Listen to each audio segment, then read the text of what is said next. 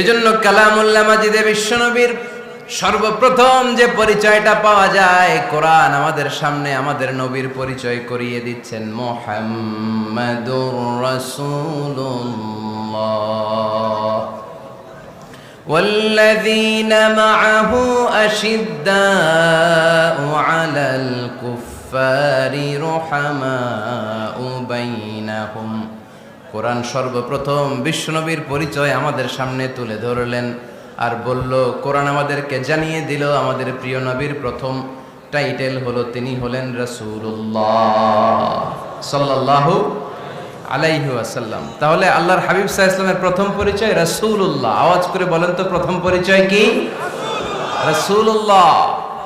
তিনি আল্লাহর বার্তাবাহক, আল্লাহ তাআলার পক্ষ থেকে বাণীবাহকের কাজ তিনি করেন। কিন্তু আমার নবী এতটাই বিনয়ী ছিলেন, এতটাই হাম্বল ছিলেন, আউট অফ হাম্বলনেস তিনি নিজেকে রাসূল বলে পরিচয় করে দেওয়ার আগে তিনি নিজেকে আল্লাহর দাস বা গোলাম বলে পরিচয় দিতেন। পড়েন সুবহানাল্লাহ। বিনয়ের কারণে তিনি বলতেন, ইন্নী আব্দুল্লাহি ওয়া রাসূলুহু, নিশ্চয় আমি আল্লাহর দাস, নিশ্চয় আমি আল্লাহর গোলাম, তারপর আমি আল্লাহর রাসূল। আল্লাহর হাবিব যখন আল্লাহর কাছে দোয়া করতেন, আল্লাহর হাবিব বলতেন, আল্লাহুম্মা ইন্নী আবদুক ওয়া ইবনু আবদিক ওয়া ইবনু আমাতিক নাসিয়াতি বিয়াদিক। আল্লাহর হাবিব বলছেন, আল্লাহ আমি আপনার গোলাম, শুধু আমি আপনার গোলাম নয়, আমি গোলামের ঘরের গোলাম। আল্লাহু আকবার।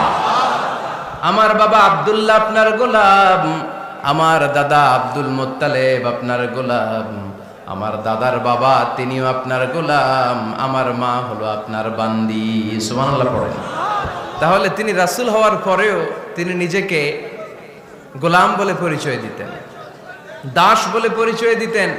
আমরাও যখন সালাতে তাশাহুদে পড়ি, আশহাদু আল্লা ইলাহা ইল্লাল্লাহ ওয়া আশহাদু আন্না মুহাম্মাদান আবদুহু ওয়া রাসূলুহু, তিনি আল্লাহর আবদ, তিনি আল্লাহর দাস, তারপরে তিনি আল্লাহর রাসূল। বিনয়ের কারণে আল্লাহর হাবিব সাল্লাল্লাহু আলাইহি ওয়াসাল্লাম পরে রাসূল হিসেবে পরিচয়টা পেশ করতেন। আগে বলতেন আমি আল্লাহর গোলাম, আমি আল্লাহর।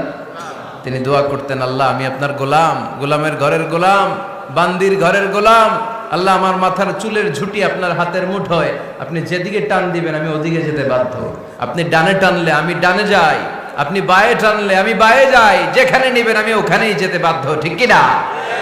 আউট অফ হাম্বলনেস, বিনয়ের কারণে। কি বিনয়ী ছিলেন বিষ্ণু ঈসা ইসলাম। তিনি আল্লাহর রাসূল, তারপরেও তিনি পরিচয় দিতেন, আল্লাহ আমি আপনার গোলাম। আওয়াজ করে পড়েন সুবহানাল্লাহ। তাহলে প্রথম যে পরিচয় কোরআন আমাদেরকে দিল সেটা হচ্ছে আমাদের প্রিয় নবী ছিলেন রাসূলুল্লাহ। আওয়াজ করে বলেন, পরিচয়টা কি? এর চেয়ে বড় পরিচয় হতে পারে? হতে পারে? দ্বিতীয় পর্যায়ে কোরআন আমাদেরকে জানাচ্ছে যে তিনি শুধু রাসূলুল্লাহই নয়, তিনি শুধু আল্লাহর রাসূলই নন, তিনি হচ্ছেন শেষ রাসূল, তিনি হচ্ছেন শেষ নবী, তিনি খাতামুন নবিয়্যিন। ওনার পরে আর কোন নবী আসবে? চিল্লায় বলেন। এই হায়দারগঞ্জের একজন যদি ঘোষণা দেয় আমি নবী, কি করবেন? ওই একজনকে মায়ের কারে কয়, হ্যাঁ কি করবেন আপনারা? কি করবা? মায়ের। আইজো মায়ের, কাইলো মায়ের, মায়ের উপরে ওষুধ নাই। ঠিক কিনা? আল্লাহর হাবিব সাল্লাল্লাহু আলাইহি ওয়াসাল্লাম তিনি ছিলেন শেষ রাসূল। সাইয়েদনা আদম আলাইহিস সালাম থেকে শুরু করে ঈসা আলাইহিস সালাম পর্যন্ত এই যে নবী আসার যে চেইন, এই ধারাবাহিকতা, বিশ্বনবীকে এই দুনিয়াতে পাঠিয়ে ওই চেইনকে আল্লাহ পরিপূর্ণ করে দিলেন। চিল্লায় পড়েন আল্লাহু আকবার। এজন্য কোরআন আমাদেরকে বলে, মা কানা মুহাম্মাদুন আবা আহাদিম মির রিজালিকুম ওয়ালাকিন রাসূলুল্লাহি ওয়া খাতামান নাবিয়্যিন। মুহাম্মদ তোমাদের কোন ছেলেদের পিতা নয়, পুরুষের পিতা নন, তিনি হলেন আল্লাহর রাসূল, তিনি হলেন শেষ নবী, তারপরে কোন নবী হবে না। ঠিক কি না? এজন্য আল্লাহর হাবিব বলতেন, লা নাবিয়্যা বা'দি, আমার পরে কোনো নবী নাই, ওয়ালা রাসূলা, আমার পরে কোনো রাসূল নাই। তবে লাউ কানা বা'দি নাবিয়্যুন লাকানা উমর, তবে আমার পরে যদি নবী হওয়ার যোগ্যতা কারো মধ্যে থাকে, আমার কলিজার টুকরা সাহাবা ওমরের সেই যোগ্যতা আছে। প্রভু তুমি বলেছো রাসূল দেবে না, বলনি দেবে না ওমর, বলনি দেবে না হামজা তারি, খালিদ বিজয় সমর। প্রভু তুমি বলেছ রাসূল দেবে না, বলনি দেবে না ওমর, বলনি দেবে না হামজা তারি, খালিদ বিজয় সমর। প্রভু তুমি বলেছ রাসূল দেবে না, ঠিক কি না? আল্লাহর হাবিব বললেন আমার পরে কোনো নবী নাই, আমার পরে কোনো রাসূল নাই, তবে আমার পরে যদি নবী হওয়ার যোগ্যতা কারো থাকে ওমরের সেই যোগ্যতা আছে। সুবহানাল্লাহ পড়েন। আল্লাহর হাবিব সাল্লাল্লাহু আলাইহি ওয়াসাল্লামের জামানায় এক লোক নবুয়তি দাবি করেছিল, ওর নাম ছিল মুসাইলামা। নাম কি ছিল? নাম শুনছেন না আপনারা? এসে নবুয়তির দাবি করে বলে, ইয়া মুহাম্মদ আন-নবুওয়াতু নিসফুন লাকা ওয়া নিসফুন লি। নবুয়ত তোমার অর্ধেক আমার অর্ধেক, আমার অর্ধেকটা আমারে বুঝায় দাও। নাউজুবিল্লাহ পড়বেন না? আল্লাহর হাবিব বললেন কি নাম তোর? এই বেয়াদবটা বলল আমার নাম মুসাইলামা।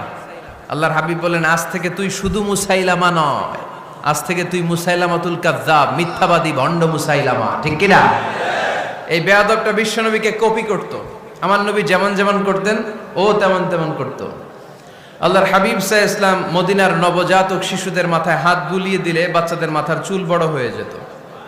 এই বেয়াদবটাও কপি করে অনুকরণ করে তার এলাকায় নবজাতক বাচ্চাদের মাথায় হাত বুলিয়ে দিত, কিন্তু চুল বড় হওয়া তো দূরের কথা, যেই বাচ্চার মাথার তালুর মধ্যে এই বেয়াদবের হাত লাগছে ওই বাচ্চাগুলোর মাথা আজীবন ছিল টাক মাথা, কোনো চুলই গজায় নাই। আল্লাহর হাবিব সাল্লাল্লাহু আলাইহি ওয়াসাল্লাম লোনা পানির কুয়ার ভেতরে কুলি করে ফেলে দিলে ওই কুয়ার পানি মিঠা পানির কুয়ায় পরিণত হয়ে যেত। আর এই বেয়াদব মিঠা পানির কুয়ার মধ্যে কুলি ফেললে ওটা লোনা পানির কুয়া হয়ে যেত।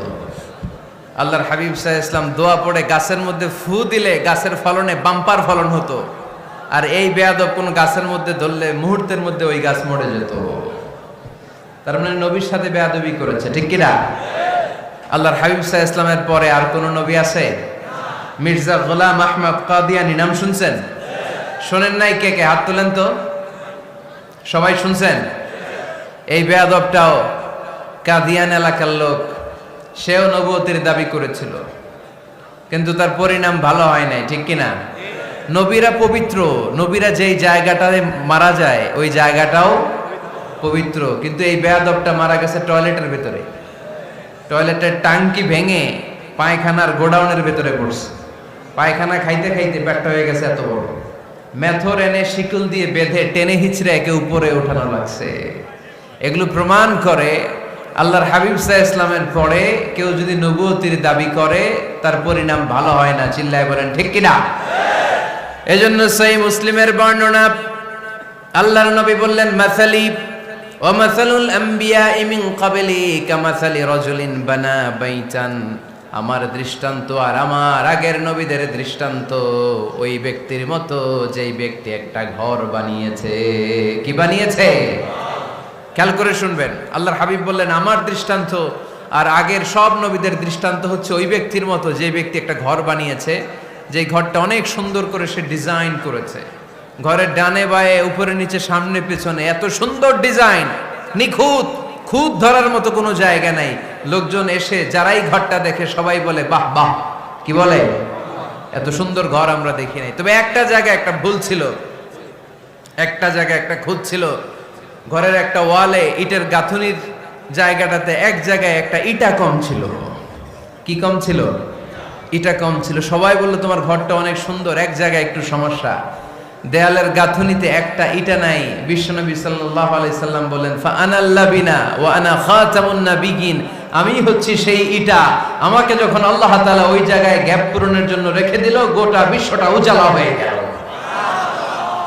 নবুয়তের মালাটা পরিপূর্ণ হয়ে গেল।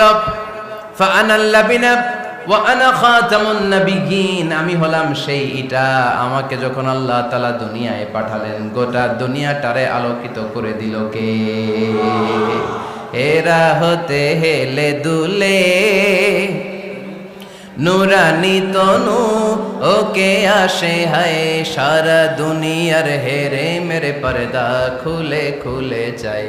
সে যে আমার কামলিওয়ালা কামলিওয়ালা, সে যে আমার কামলিওয়ালা কামলিওয়ালা, তার ভাবে বিভোল রাঙ্গা পায়ের তলে, পর্বত জঙ্গল টল মল টলে, খুরমা খেজুর বাদাম জাফরানি ফুল ঝরে ঝরে যায় সেজে আমার কামলিওয়ালা কামলিওয়ালা।